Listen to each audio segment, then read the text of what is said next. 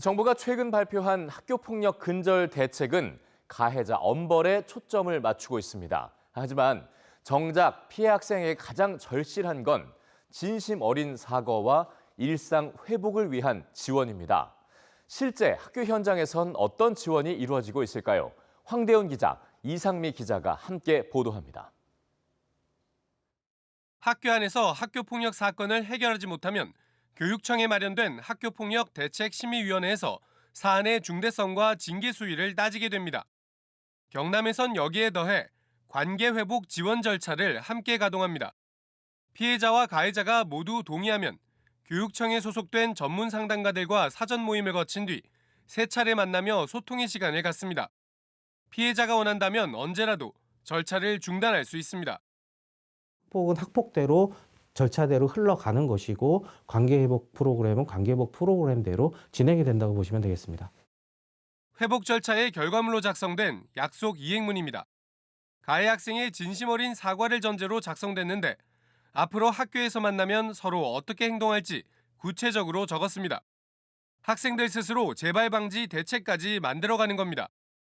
특히 당사자, 가해 학생 앞에서 자신이 어떤 부분이 힘들었는지에 대한 부분을 이야기할 수 없었던 것들을 진행자의 도움을 받아서 이야기한다는 점에서 자존감이 회복이 되고 그 아이와의 그 새로운 관계를 형성해 나갈 수 있도록 맞춰가는.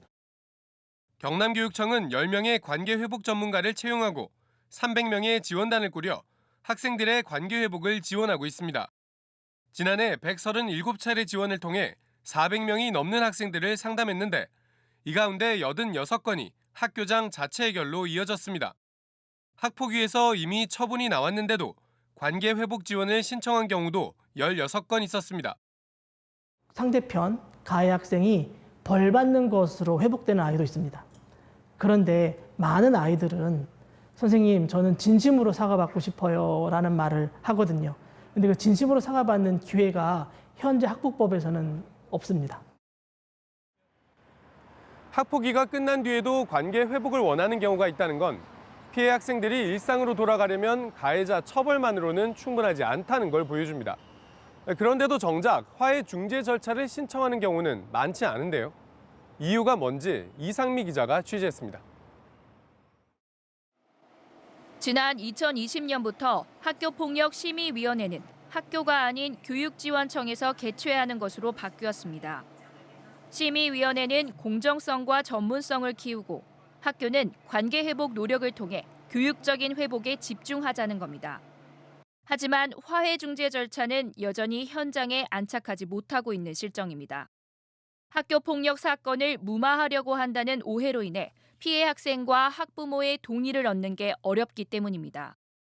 교육청마다 화해 중재를 지원하는 조직도 꾸렸지만 연간 중재 건수가 10건 이내에 그치는 경우도 있습니다. 실제로 이 과정을 신청하는 학생이나 보호자들이 사실은 많지는 않아요. 축소은폐나 이런 것들 때문에 단위 학교에서 특히 피해 학생 쪽에다가 사과를 한번 들어보는 게 어떻겠냐 뭐 이런 말들을 하기도 어려워하시거든요. 앞으로는 경미한 사안인데도 피해 학생 측이 심의를 요청하면 학교에서 관계회복 프로그램을 권고할 수 있게 됩니다. 교육부는 학교가 학교폭력을 축소 은폐한다는 오해 없이 화해 중재 절차를 진행할 수 있도록 법 개정을 추진할 계획입니다.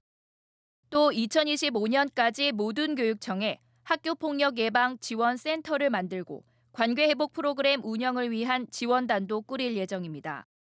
현장에서는 이번 대책이 효과를 거두려면 전문성을 갖춘 전담 인력 확보가 중요하다고 강조합니다. 전남에서는 임기제 공무원 34명을 뽑아 학교폭력 사안이 발생한 직후부터 피해 학생을 밀착 지원하고 있습니다. 전문적인 교육을 받은 전담 공무원이 피해 학생과 학부모와 직접 소통하면서 화해 중재 절차를 안내하고 선택할 수 있도록 돕습니다. 그 결과 심의위원회까지 가지 않고 학교장 자체 해결로 처리되는 비율은 76%로 전국 평균보다 10%포인트 가까이 높습니다. 시작에서부터 어떻게 학부모를 지원할 것인지, 학생을 보호할 것인지, 가해 학생을 교육적으로 조치할 것인지를 최대한 학교 안에서 교육적으로 해결할 수 있도록 지원을 하고 화해 중재 절차가 무엇보다 피해자의 일상 회복을 지원하는 데 초점을 맞춰야 한다는 지적입니다. EBS 뉴스 이상미입니다.